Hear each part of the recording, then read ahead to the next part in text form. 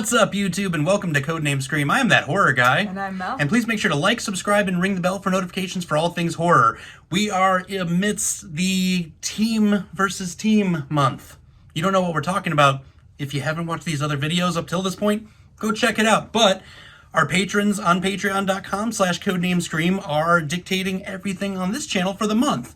So if you want to join in, it's only $1 per month. Hop on over there.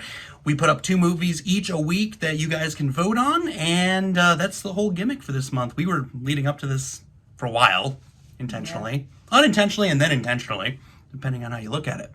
But once again, we have a Team Mel victory. Were we surprised? 2 in a row. That's 2 in a row. So, with a well-played victory, what are we doing today? We're doing one of the grossest movies I've seen, Cabin Fever. Released September 14th, 2002 at the Toronto International Film Festival, and then saw its wide release almost a year later, September 12th, 2003. Directed by Eli Roth, written by Eli Roth and Randy Perlstein, and it was produced by Lauren Mose, Sam Forlick, Evan Atrowski, and Eli Roth. Some easy names for you this week. Yeah, I practiced. Oh, there we go. So For all of the financials, budget and box office. Budget was $1.5 million. Pretty small budget for the amount of blood and special effects going on in here. So that's quite impressive.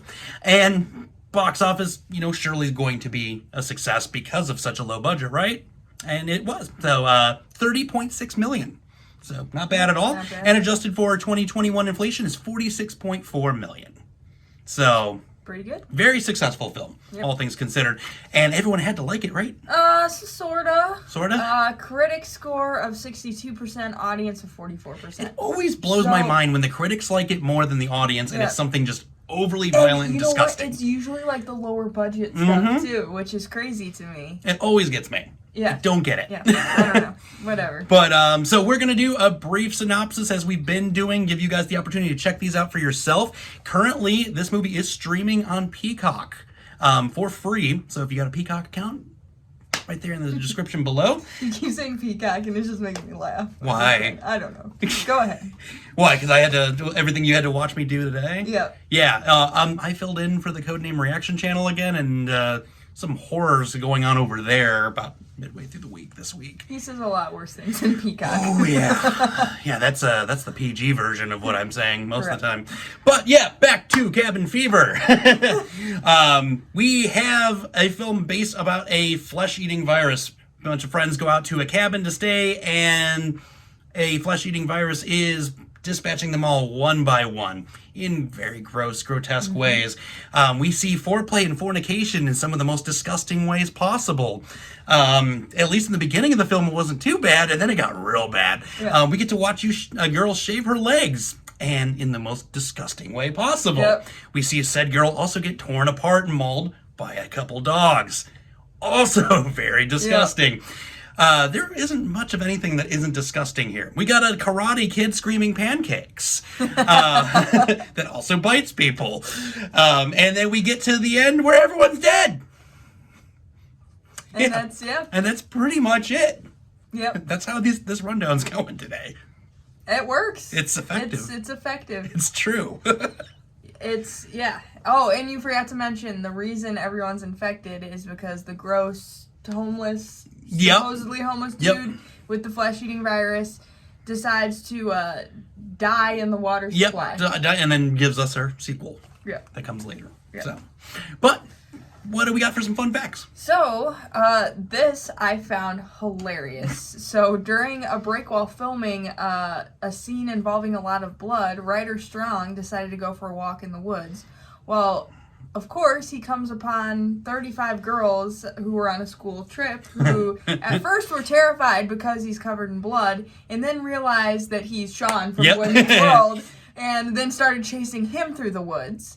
And then he finally got back, and he decided never to wander off again. That's amazing. I read that today, and I was like, that is the funniest thing ever. That is so awesome. Yeah. Another super funny thing, there's just like funny things galore. A crew member once took the decapitated body prop home, and when he was on the way home, he had it in his front seat. He got pulled over and then was held at gunpoint. Oh, that's amazing. So now, gross fact, the sound mixer, John Neff, had survived a real flesh-eating virus, which he got in the hospital during surgery. Oh, no. Yeah, and I read he, had... It was literally 2 weeks of being in the hospital of them trying to cure this gross thing, and he confirms that the makeup was a super accurate depiction of the virus. So that's even worse. Yeah, gross. Eli Roth, the grossness continues. Oh, Not boy. only is the movie gross, but the behind the scenes is gross. Right. Eli Roth got this idea while he was working in Iceland on a horse farm.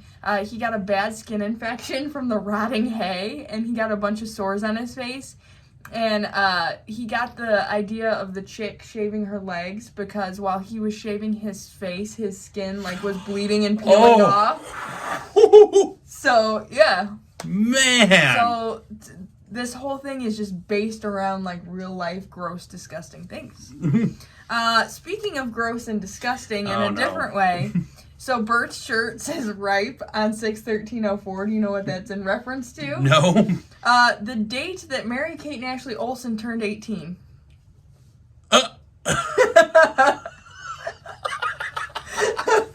Oh my. So, yeah, I think that's...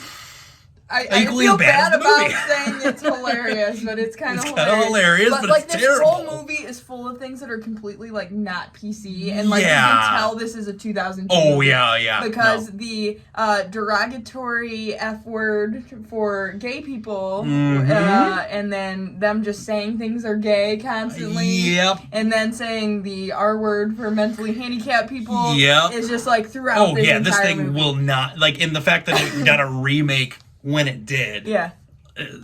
I've yet to watch the remake. Oh, it's scene for scene, essentially. Just Is it really? much worse. Yeah. Back to gross things. Yep. During the final faceless scene, Jordan Ladd had just seen her face moments before they started filming the scene, and it horrified her so much that she was actually crying. So, that scene was Real. her just being completely freaked out that her face Understandable. looked like that. Yeah, It was I would gross. too. Yeah, it was super gross. So the movie technically took 8 years to make. Roth wrote it in 95, and it took him 6 years to raise the funds for it. That makes sense. So, yeah. That's technically took 8 years to make. Yeah. It was just basically him selling lemonade for Right. 6 years. 25 or cents a whatever. cup! Yeah, I got a movie to make! 5 cents a cup, at the end of the movie. Yeah. Yeah, gross. Tainted lemonade. Yeah. That'd be a good punk band name. Tainted lemonade. Tainted lemonade. Boop, Uh, boop. I don't know what that was. But It's you're tainted love. But leaving tainted that in. lemonade. Okay. Great. Great.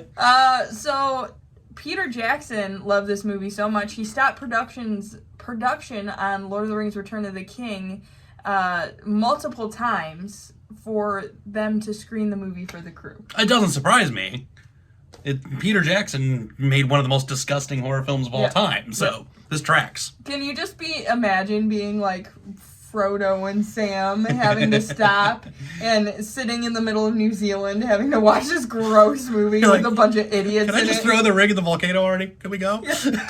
And it's that's just such a beautiful cinematic work, yeah. and Peter Jackson's here, watch this gross stuff. Check this out.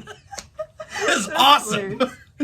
Last thing, it was the lowest budget and highest grossing film Lionsgate released that year. Yep. So Not surprised. yeah, and it was super low budget for a Lionsgate movie. Well, and Lionsgate acquired the rights later on. Actually, they didn't have it initially. Right, because they the production company that they initially had, they went bankrupt. Yep. So it got to sit on the So shelf. it got shelved, yeah, and then Lionsgate picked it up. So Thankfully, they did. Yeah, and it's just, this movie just grosses me out, and that's honestly why I picked it. Yeah, understandable. So I was gonna say, why don't you just continue the thought? What did you think? I like this movie with caveats. All right, here's the red pen edition. Yeah, it's just so gross, and almost gratuitous grossness. Mhm. Like, it didn't have to be that gross, and it was that gross.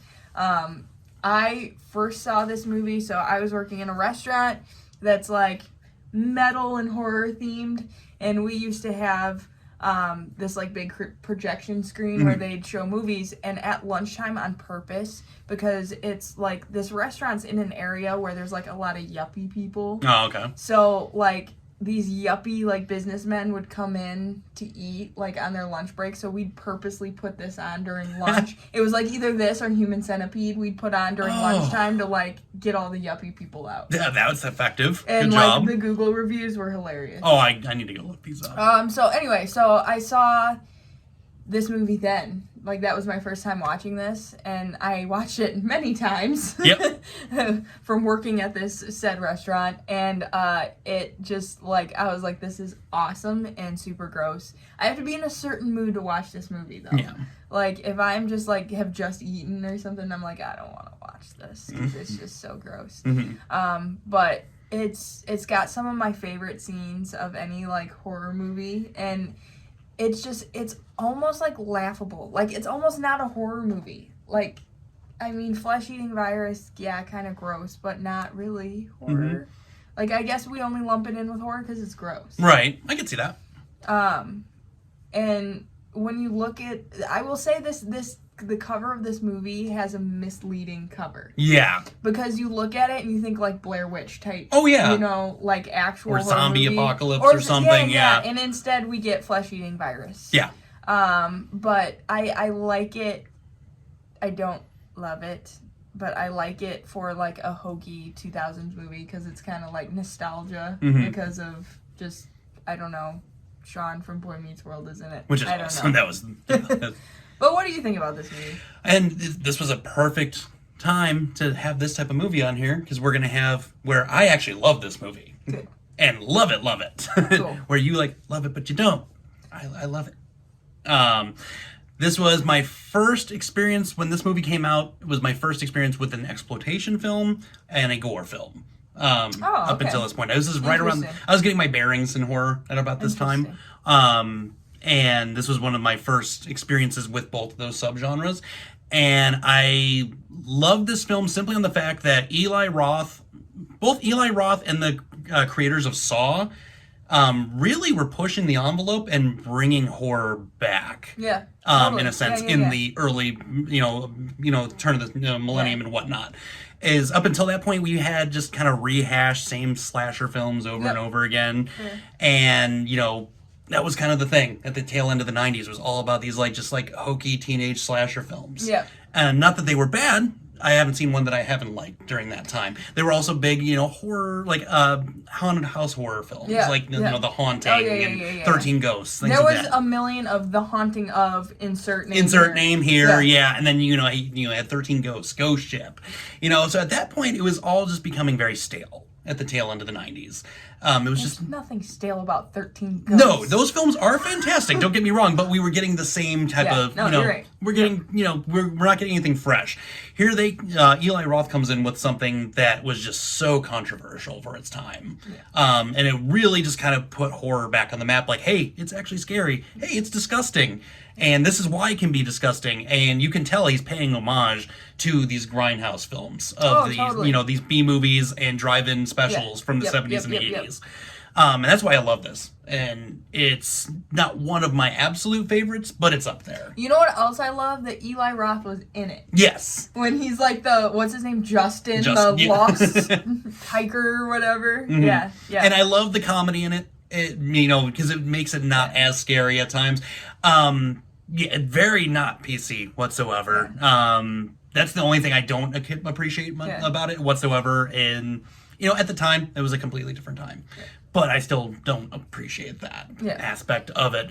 The rest of it, though, special effects are phenomenal. Yeah, they're disgusting. It's absolutely disgusting. And it's even grosser knowing now that that's actually what a flesh-eating virus looks like. Exactly. It's gross. And then the one scene that really got me, aside from the obvious with the shaving of the legs, the dog mauling scene was just terrifying. See, that didn't gross me out that bad. It freaked me out so bad. Oh. And then the aftermath was just disgusting. To me, the grossest one, honestly, is the first chick when you first see her leg, and I think it was just because it was so shocking. Mm-hmm. Like, that one is like the grossest one to me. And then when she's like laying out in the like shed thing, Yep. and she like gets up, and I was like, oh yeah, bro, that's nasty. and then I love pancakes. Pancakes is hilarious. Why was he saying pancakes? I want to know. And then this random karate section, like, I know. There's like some things in this movie that make no sense, and you're like, it's fine. Yeah, but other than that, though, yeah, fantastic movie. Yep. And for, I really feel like it helped, set the bar going into the early 2000s. Yep. Because from there, Eli Roth gave us Hostel. Mm-hmm. The Saw movies were getting a lot more gritty, and it just kind of set a precedent for the years to come. Yeah, totally. So... Yep. But what did you guys think of Cabin Fever? Sound off in the comments below and send us a message on Facebook, Instagram, or Twitter, or email. And we've got another video in the Team Mel victory line. We'll just say that much. You'll see what happens when it drops here this week. It's cabin. It's cabin related. So with that being said, scary later, YouTube.